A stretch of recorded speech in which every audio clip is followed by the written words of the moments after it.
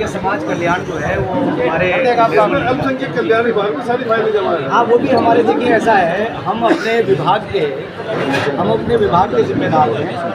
हमने अपने विभाग के अंदर ये कोशिश की है कि हम ज़ीरो टॉलरेंस के ऊपर अपने कामों को अंजाम दें, और वो हमने दिया है कि हमने किसी का कोई पैसा खर्च नहीं किया।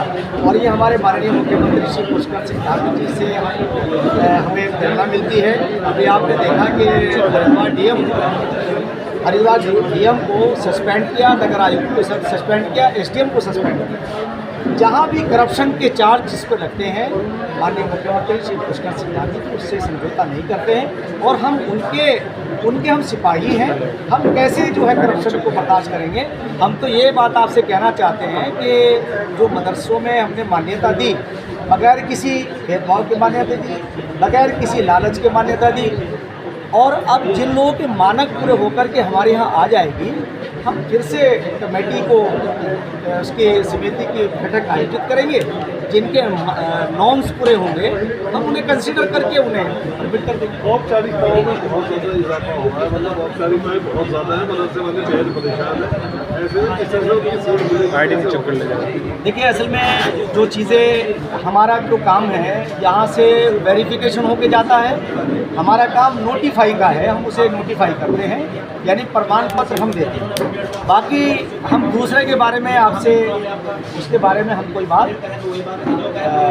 नहीं कर सकते। और हाँ, इतना ज़रूर है कि अगर समाज कल्याण और अल्पसंख्यक कल्याण के बारे में आपने कहा है, हम कोशिश करेंगे कि उनसे हम देखेंगे, पूछेंगे कि भाई क्या किन वजह से जो है वो पेंडिंग है और क्यों ऐसे हालात बन रहे हैं, उसके बारे में हम संज्ञान। मान्यता के लिए कब समिति की बैठक होगी, कब इंतजार करेंगे? अब देखिए, हमारा जो बोर्ड है फिर से 3 साल से हो गया गठित होगा और उसकी प्रक्रिया चल रही है।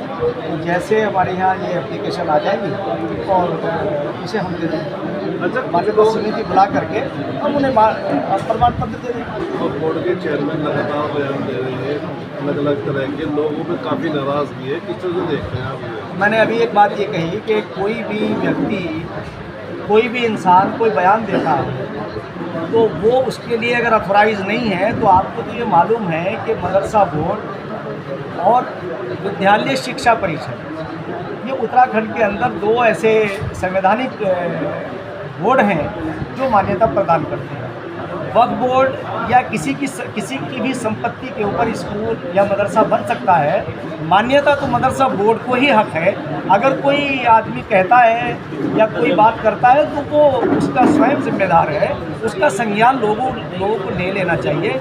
मैं मदरसों के लोगों से अपील करूंगा कि अगर कोई आदमी बयान देता है तो आप उसकी पहले सत्यता को पहचानें कि वो जो बयान दे रहा है वो उस बयान के देने की उसे अथॉरिटी है या नहीं है। और जब अथॉरिटी नहीं है और वो बयान दे रहा है तो आप उस पर रिएक्ट आपको नहीं करना चाहिए और ना ही आपको परेशान होना चाहिए।